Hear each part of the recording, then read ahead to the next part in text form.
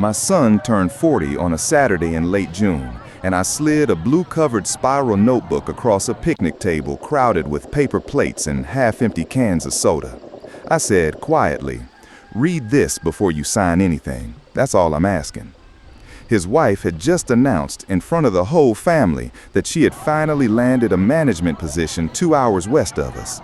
Everyone had clapped. My son had reached for her hand. And I, the old chauffeur, the ride, the widower at the end of the table who had driven her to 27 interviews in 11 months, had not stood up, had not raised my voice, had not said her name. I only took the notebook out of a canvas grocery bag and slid it across the wood grain toward the boy I raised alone since he was 14. He picked it up without opening it. He did not know yet that he was holding a year of quiet phone calls. He did not know he was holding the reason his life was about to stop making the sense it had this morning. But to understand how we got to that picnic table, I have to take you back 1 year, to a rainy afternoon in April when a woman I did not choose to love asked me for a ride. My name is not the point. What people know about me is that I am 68 years old, that my wife of 39 years died in a hospital bed with my hand in hers on a Tuesday morning, that I own a quiet cul-de-sac house on the edge of a small town in the interior, and that I drive a 15-year-old truck with a dent on the tailgate I have never bothered to fix. What people do not know is that I spent 2 years overseas in a Marine rifle company when I was 19 and 20, that I came home with a citation folded inside a manila envelope I have never once shown my son, and that I worked another 32 years afterward as the head of corporate security for a regional freight company where my job was to sit in a small office and listen to people until they told me what they had done. I do not talk about any of it. I never have. I raised my boy to think of me as a man who fixed lawnmowers and paid attention to the weather. And for most of his life, that has been enough for both of us. It was enough right up until the afternoon my daughter-in-law climbed into the passenger seat of my truck for the very first time, apologized for the rain on her shoulders, and asked me if I could keep a small thing between us. He had brought Renee home the previous spring, 3 months before the wedding. She was 34, blonde, wide-eyed, with a laugh that came a half second too fast at anything I said. She called me sir. She called my late wife your amazing partner in life the first time she stood in my kitchen, though the two of them had never met. She asked me on that first visit whether the framed photograph on the mantel was my mother, and when I said no, that was my wife, she put her hand on her chest and said, "Oh, I'm so sorry, she was beautiful." Then she asked whether I still lived in this house alone and how much land came with it, and whether I had ever thought about downsizing. My son watched her the way a man watches a fire he has just gotten to catch. I did not say anything. My wife used to tell me that the first year of a marriage is a country a father-in-law is not allowed to visit uninvited, so I did not visit. I welcomed her. I paid for their rehearsal dinner. I danced with her at the reception and told her, meaning it at the time, that my son was the best thing his mother and I had ever made together. 6 weeks after the honeymoon, she lost her job. And a week after that, she called. The call came on a Wednesday morning while I was rinsing a coffee mug. She said her car was in the shop and she had an interview at a logistics company off the state highway at 10:30, and my son was in a meeting he could not leave, and would I mind just this one time being her ride? I said, of course. I said, give me 20 minutes. I put on a clean shirt out of some old instinct, and I drove the 4 miles to their rental. She came out of the house in a navy suit, a folder pressed to her chest, and she got into my truck and thanked me 3 separate times before we reached the end of the block. In the parking lot of the logistics company, she checked her lipstick in the visor mirror, took a long breath, and said, "You know, if I get this one, I can pay you back for the gas by Friday." I told her not to worry about it. She was inside for 48 minutes. When she came out, she was smiling, and she said it had gone great, and she thought they liked her, and she would probably hear something by the end of the week. On the drive home, she called my son on speakerphone and told him the same thing. I did not tell her that the receptionist had watched her walk out with a face I had seen 1,000 times. She did not hear anything by the end of that week. A few days later, she called again, apologetic, and said her car was still not right, and there was another interview, a small distribution firm out past the reservoir, and would I mind? I said, of course. And then 2 weeks later, there was a temp agency downtown, and then a call center on the ring road, and then a warehouse office in the industrial park where the sun bakes the parking lot until the tar softens. By the end of the summer, I had driven her to 9 interviews, and she still did not have a job, and her car was still, somehow, in the shop. On the 4th ride, she stopped apologizing about the gas. On the 6th ride, she brought me a small coffee from a place I do not like. On the 8th ride, she took a phone call in my passenger seat and told her sister that she was, quote, being ferried around by the old man for now. It's fine. She hung up and smiled at me and said, "He knows I'm kidding." I nodded. I did not tell her that I had noticed she used the word kidding 3 seconds after she noticed I was still in the truck. That was the day I began to listen to her the way I used to listen at work. The 3rd interview was at a mid-sized freight and warehousing company in the next county, an old brick building with a repainted sign and a lobby that smelled of new carpet. Renee went inside at 9:45. I stayed in the truck with the window cracked. 20 minutes in, a man came out through the side door in shirt sleeves, took 2 steps toward the loading dock, saw my truck, saw me, and stopped. He tilted his head. He walked over. He said my name, hesitantly, the way you say a name you have not spoken in 20 years. I got out. He was heavier than I remembered and mostly bald, but the eyes had not changed, and his handshake had not changed either. He had done 14 years in the reserves with me, back when both of us were still pretending we were young enough to be useful. He was now the HR director for the company Renee was inside interviewing with. He asked what I was doing there. I told him. He looked at the front door of the building, then back at me, and something moved across his face that was neither surprise nor pity. It was closer to reluctance. He said, "Walk with me a second, just to the back of the lot." He did not tell me on the way. He waited until we were between 2 parked semis where nobody could see us and nobody could hear. He asked me first if Renee was blood family or married in. "Married in," I said. He nodded slowly. He said, "Then I'm going to tell you something, and I'm going to tell you as a man who owes you at least this much, and I'm going to ask that you do not tell her I told you." I said, "All right." He said no one was going to hire Renee, not at his company, not at the 3 competitors down the interstate, not at the temp agency she was working, and not at any freight or logistics firm in a 3-state region. He said her name came up on a shared quiet list that half the industry passes back and forth over the phone, the way we used to pass warnings about drivers who could not stay off the shoulder. He said what she had done at her last company was not something he was allowed to put on paper, but it involved a vendor account, a boyfriend who was not her husband, and an amount of money that made a lot of people very quiet very fast. He said the company had chosen not to prosecute because prosecution would have exposed a supervisor. He said she was walked out on a Tuesday and told in writing that she was ineligible for rehire. He said he was sorry. He said, "Go home." He said, "Take care of your boy." I do not remember the drive back to the county line. I remember Renee getting into the passenger seat. I remember her saying it had gone really well, and she thought they might make her an offer this time. I remember nodding. I remember the way the sun came in through my side window at a low autumn angle and lit up dust on the dashboard. I do not remember choosing a route home. I remember, at some point, her asking if I was all right because I was not talking. I told her I was tired. She said, "You know, you don't have to do this every week if it's too much." I told her it was fine. I dropped her at their rental. She thanked me. I watched her walk up the driveway in the same navy suit she had worn to the first interview, and I sat in my truck with my hands on the wheel and the engine still on for a long time before I put it in reverse. That night I did not eat. I sat in my late wife's reading chair in the front room, and I looked at the mantel photograph, and I said, out loud, in a voice I have not used in years, "I don't know what I'm supposed to do with this yet." Then I went out to the garage and I opened a drawer I had not opened in a long time. In the drawer was a small stack of things left over from the job I had retired from.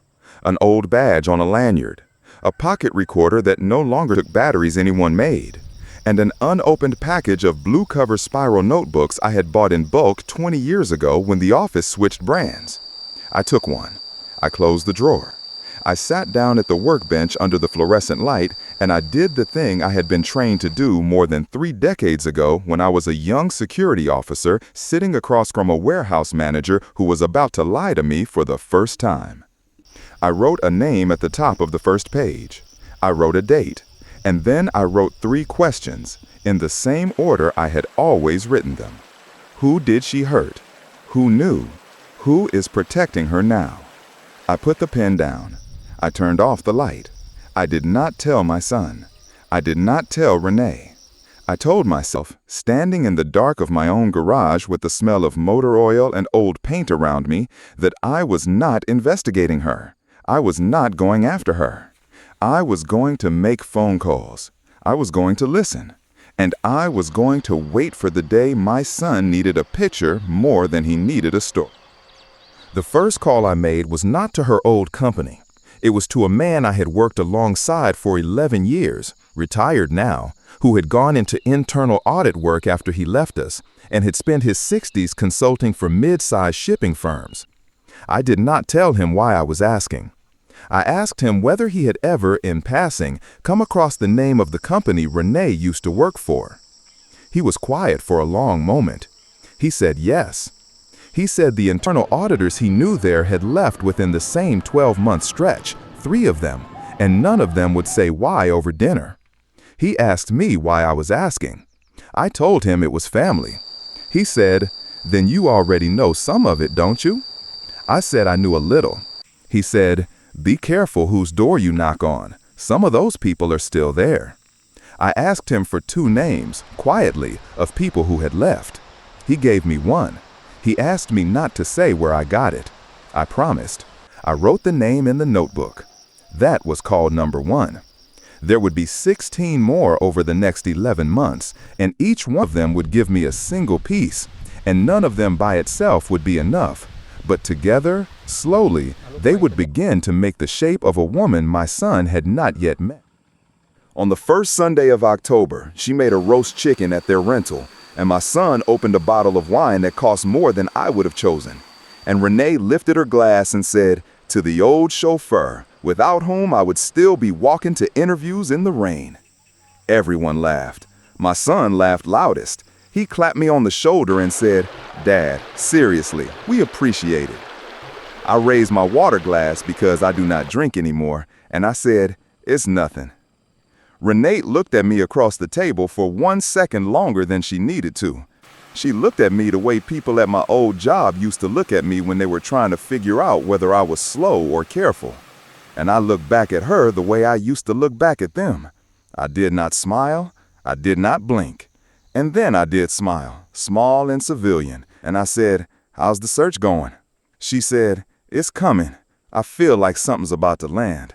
My son squeezed her hand. She squeezed back. And for the rest of the dinner, she did not once look at me again.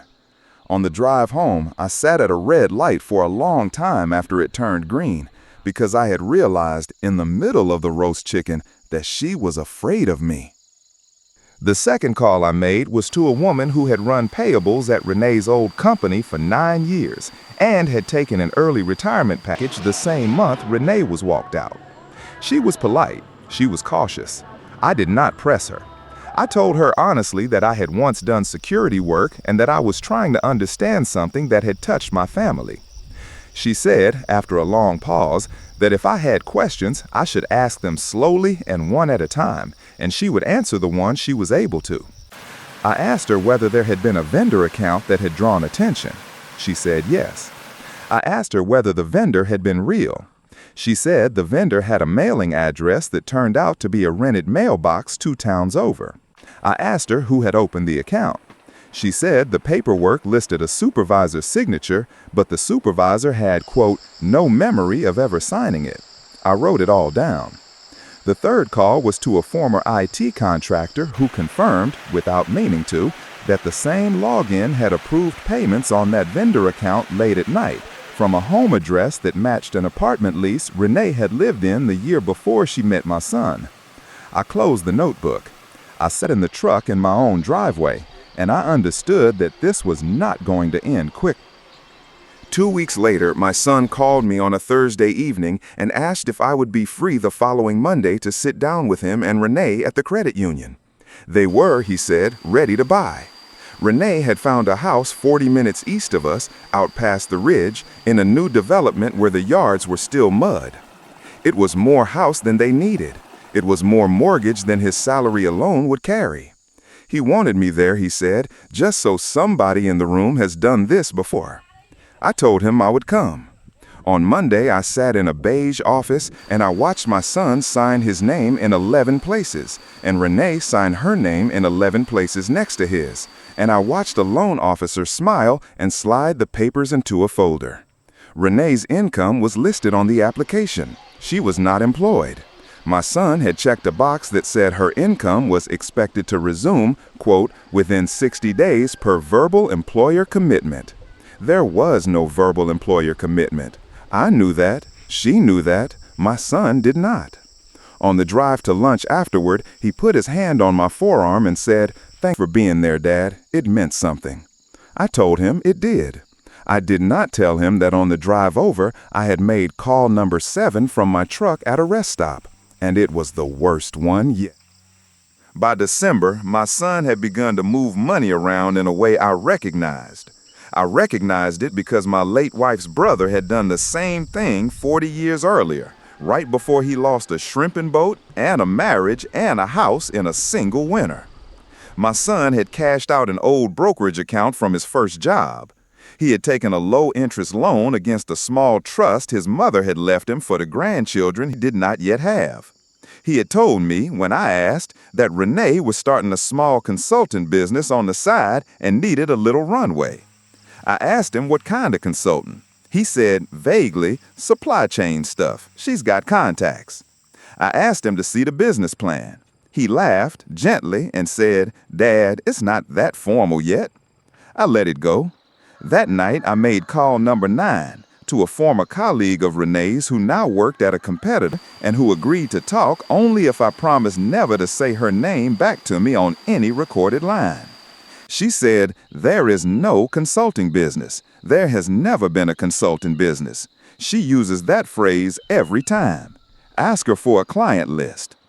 I wrote it in a notebook under a page I had started calling The Runway, and I sat in the garage and I looked at the shape of it and I understood that my son had already been giving her money for months. My son began, sometime around the new year, to disappear. He did not move out.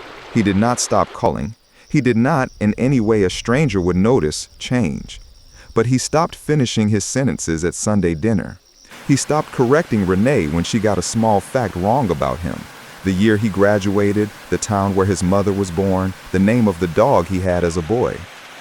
He started laughing a half beat after she laughed, the way she had once laughed a half beat after me. He shaved off the beard he had grown the summer after his mother died and had told me, at her funeral, he was never going to shave.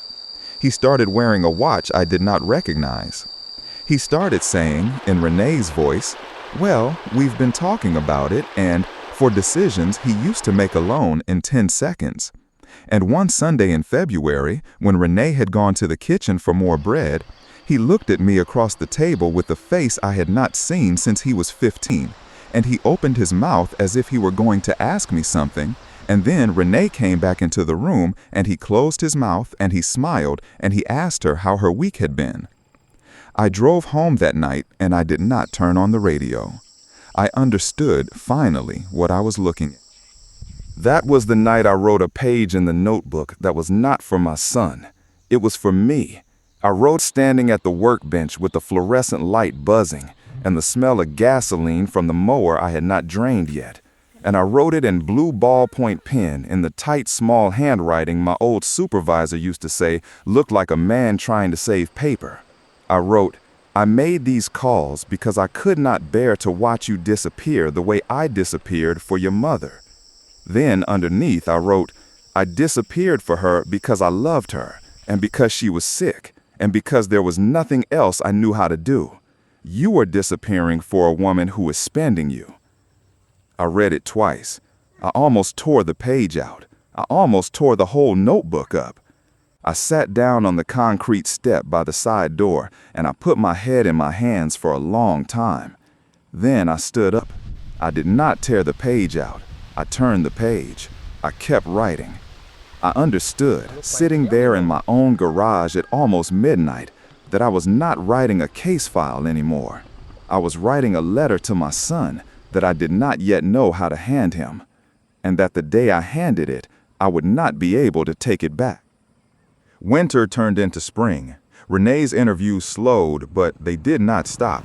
She had gotten smarter about which firm she applied to.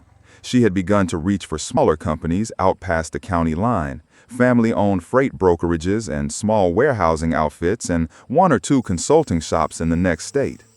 I drove her to every one of them.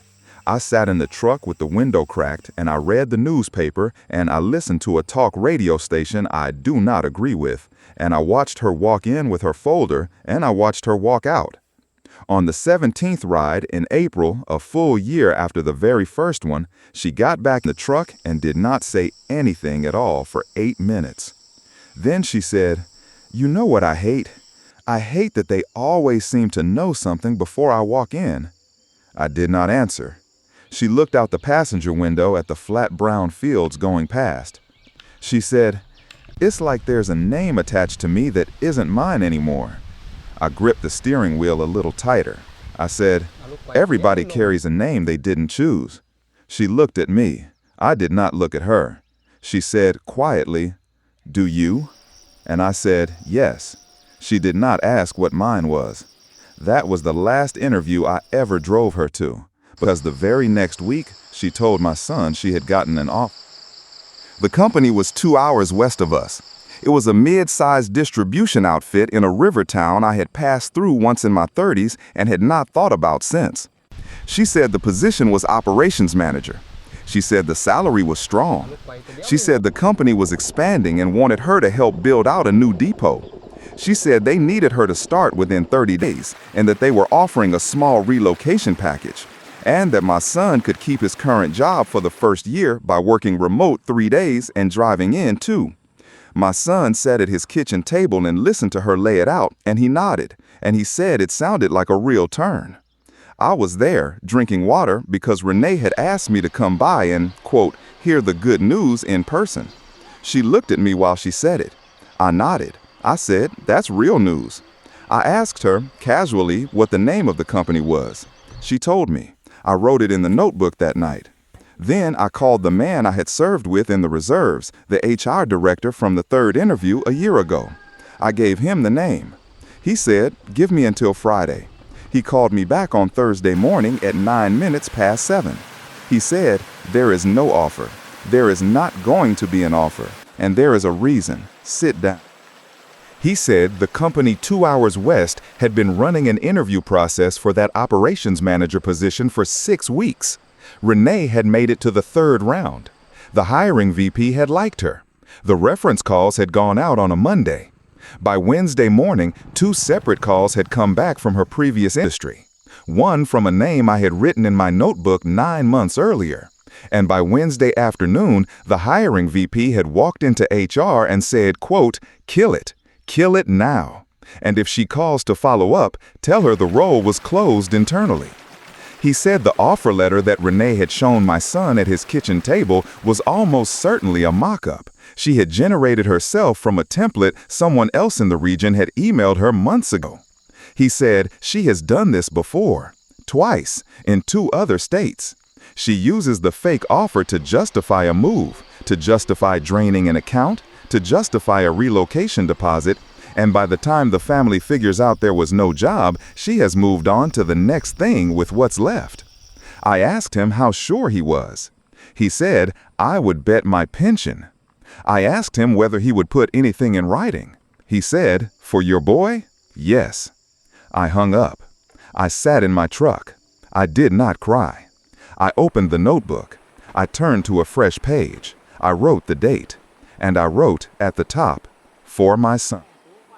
The cookout for my son's 40th birthday was 21 days away. Renee had already sent out the invitations.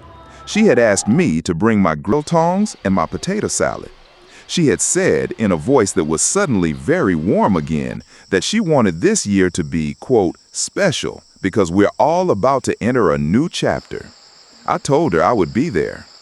That night, I sat at the workbench and I began to organize what I had.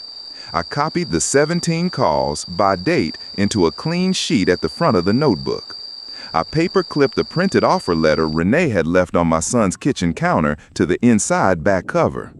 I wrote a single-page summary in plain sentences that a man reading at 3 in the morning under a fluorescent garage light could understand.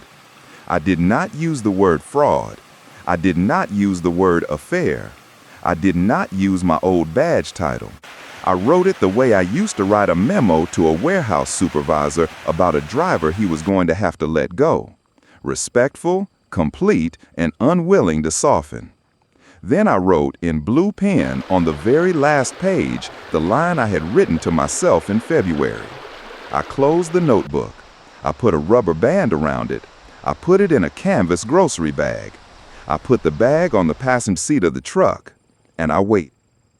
On the morning of the cookout, I got up before the sun.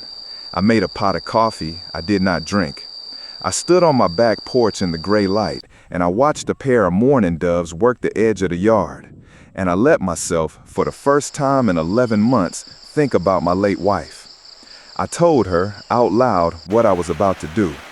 I told her I was sorry it had come to this. I told her I was going to do it the way she would have wanted, which meant quietly and once and without contempt for the woman our son had chosen. I told her I would try not to make him choose in public. I told her I would hand him the notebook and I would leave the room, and whatever he did with it after that would be his to do. I stood there until the light turned yellow. I went inside. I put on a plain gray shirt and clean khakis. I made the potato salad. I put the canvas grocery bag with the notebook on the passenger seat of the truck. I drove the 11 minutes to my son's rental with my hands loose on the wheel and my breathing even, the way I had once been taught to drive into a place I did not know whether I would be walking out of. The yard filled up slowly. Cousins came. A neighbor from the cul-de-sac came. My son's oldest friend, a man he had roomed with in college who had flown in from 3 states away, came. Renee had strung small bulbs across the fence line even though it was still hours until dusk. She wore a white sundress. She hugged everyone at the gate. She hugged me twice. She whispered in my ear, "Thank you for being here, Dad." And she used that word, Dad, for the second time in 12 months. I did not react. My son ran the grill. He drank 1 beer slowly and stayed sober. He looked, from a distance, like a man on the front of a magazine, happy, 40, healthy, married. Up close, if you knew what to look for, he looked like a man who had not slept a full night in 3 weeks. I watched him. I ate a hamburger. I answered polite questions from the neighbor. And I watched Renee move through the yard the way I had watched a lot of people move through a lot of rooms in my working life. Greeting, touching a wrist, laughing at exactly the right beat, keeping her back to the person she did not want reading her face. Around 6, she clapped her hands twice and asked everyone to gather. She said she had an announcement. My son stood next to her. He was smiling, and he did not know yet. She said she had, after a very difficult year, finally been offered a position she was proud of. She said it was a management role at a growing distribution company in a river town 2 hours west. She said the offer had come in writing last week. She said the start date was 30 days out. She said she and my son had talked about it and that he was going to keep his current job by working remote and that they were going to sell the house they had just bought and move by the end of the summer. She said she wanted to thank her father-in-law. She said that phrase, her father-in-law, for driving her to so many interviews over the last year, because without him, this day might not come. She lifted a plastic cup. Everyone lifted a plastic cup. My son lifted his. He looked at me across the yard the way he used to look at me from the middle of a soccer field when he was 10 years old and had just done something he wanted me to be proud of. I did not lift my cup. I stood up from the picnic table where I had been sitting. I reached under my chair. I took the canvas grocery bag into my hand. I walked slowly across the yard toward my son. Renee's smile stayed on her face, but it stopped reaching her eyes at about 10 feet. I did not stop in front of Renee. I stopped in front of my son. I put my hand on his shoulder, the way I had put my hand on his shoulder at his mother's grave 9 years ago. I looked at him and only at him. I said, quietly, so that only the two of them and the friend from college standing behind him could hear. Son, I'm going to ask you one thing. Read this before you sign anything. Read the whole thing. Read it tonight. That's all I'm asking.